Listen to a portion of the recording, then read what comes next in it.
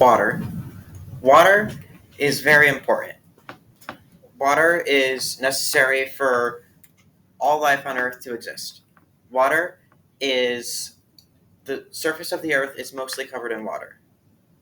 Water is over 60% of human composition. Water, many creatures spend their entire life underwater. And yet, water causes over 230,000 deaths per year from drowning. Now, many people enjoy swimming, boating, or diving, and many people can spend weeks, months, or even years out in the water. But the truth is, water is very dangerous. So today, I'm going to talk about the history of swimming and water safety, how to swim and be safe in the water, and the benefits to society of being able to swim and knowing how to be safe in water.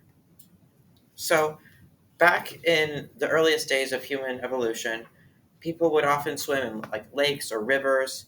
Um, it's been a thing that's been happening for a long time. As people started going into settlements, many people started getting reservoirs of water so they don't have to travel as far to get it. This would often result in pools for drinking water, but also for swimming. Some of the earliest versions of these are in ancient Rome, and they also worked a lot with moving water from place to place. Now, skipping forward a few years, just a few, um, eventually people started considering different ways of trying to be safe in the water and different policies to help with water safety.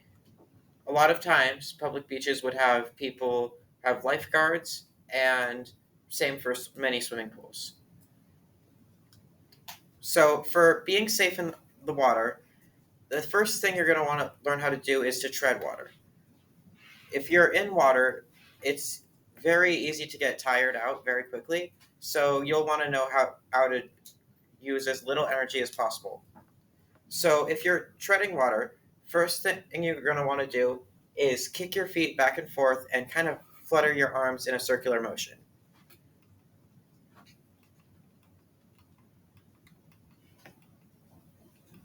The next thing you're going to want to do is make sure that um, you don't use it too much energy. It doesn't take a lot to tread water, but it can get exhausting very quickly. It's also good to know how to float in the water by breathing in deeply and spreading your arms out and facing straight upwards. Now, if you have to ever trudge through water, one important thing to note is that you should never wear tennis shoes. You should also know if you are wearing like boots to trudge through water, you should leave the shoelaces untied because that way, if you get stuck in mud, then your foot won't get stuck and you won't drown. Oh, probably. Another important thing to note is that if you're planning on swimming in um, areas in natural bodies of water, it's recommended that you should have some sort of swimming socks or swimming shoes, which will protect your feet from the water or from like any sharp rocks at the bottoms or like small animals, but can also help you swim. So another important thing to note is that water can move many vehicles very easily. It's possible for vehicles to get swept up in water even at relatively shallow heights. Because of this, it's important to always focus on what's going on with the weather and never misjudge how strong water might be. A lot of times it can go much deeper than you realize, and it's important to keep that in mind. So, for the benefits to society, a lot of times people will misjudge water and assume that the only real way to get hurt while you're in water is to make a stupid mistake. But it's a lot easier to drown or somehow otherwise get hurt in water than you might think.